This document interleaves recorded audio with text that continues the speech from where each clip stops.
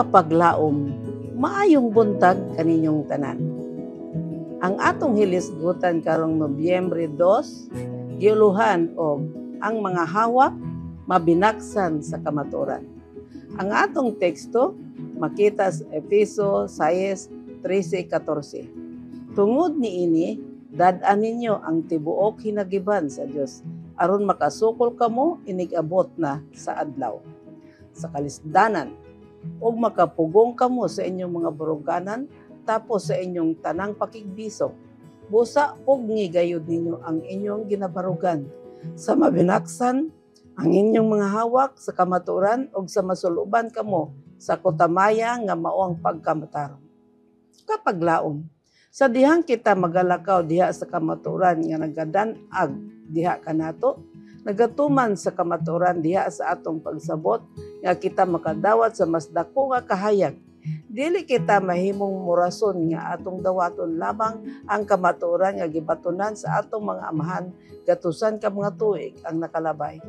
Gusto nato nga mabatunan ang kamatuoran sa matag punto ug angay nato kini nga kinabuhi-an matag adlaw. Ang tibuok ko na huna og kalag angay nga puno sa kamatuoran aron nga sila mahimong buhi nga representante ni Kristo. Ang Dios buot nga ikaw mapuno sa iyang balaang espiritu. Gitugahan sa gahom gikan sa itaas. Ayaw pangabudlay aron mahimong bantugan nga mga tawo. Apan pangabudlay aron mahimong maayo og hingpit nga mga tawo. Nagapakita sa mga pagdayeg ngadto kaniya kinsa nagtawag kanimo gikan sa kangit-ngit ngadto sa iyang kahibulongang kahayag. Ang Dios nagatawag sa mga Kaleb o mga Josue. Walay kahadlok, mga tao nga adunay lig-on nga kasing-kasing, kinsa magabuhat uban sa pagtuo kaisog.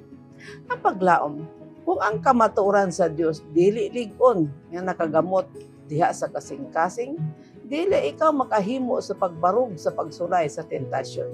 Adunay usa lamang kagahom nga maoy makahimo kanato nga magpabiling lig-on bisan pa sa pinakalisod nga mga panghitabo. Ang grasya sa Dios diha sa kamatuoran. Ang dili Dios nun adunay mga mata nga sama sa iring nga motimaan sa matag sayop ug abtik nga motamay ngadto sa huyang ug walay siguro. Tuguti nga ang mga batan-on mumarka sa ilang pinakataas nga maabot sa mapainobsanon nga pag-ampo. Tuguti nga ang mga batan-on mangayo sa tabang nga gisaad ni Kristo aron mga makahatag sila og impluwensya ngadto sa uban nga sa ingon dili sila maulaw sa pagpakigtagbo panahon sa dakong adlaw sa paghusay og mga ganti. Sila kinsa nagpakita sa pinakamaayo nga Kristohanong mga prinsipyo diha sa tanang bahin sa pagpanarbaho ug sa relihiyosong kinabuhi makabaton sa dili mapadayag nga bentaha tungod kay sila mosulod sa paraiso sa Dios ingon nga mga mananao. Mag-ampo kita.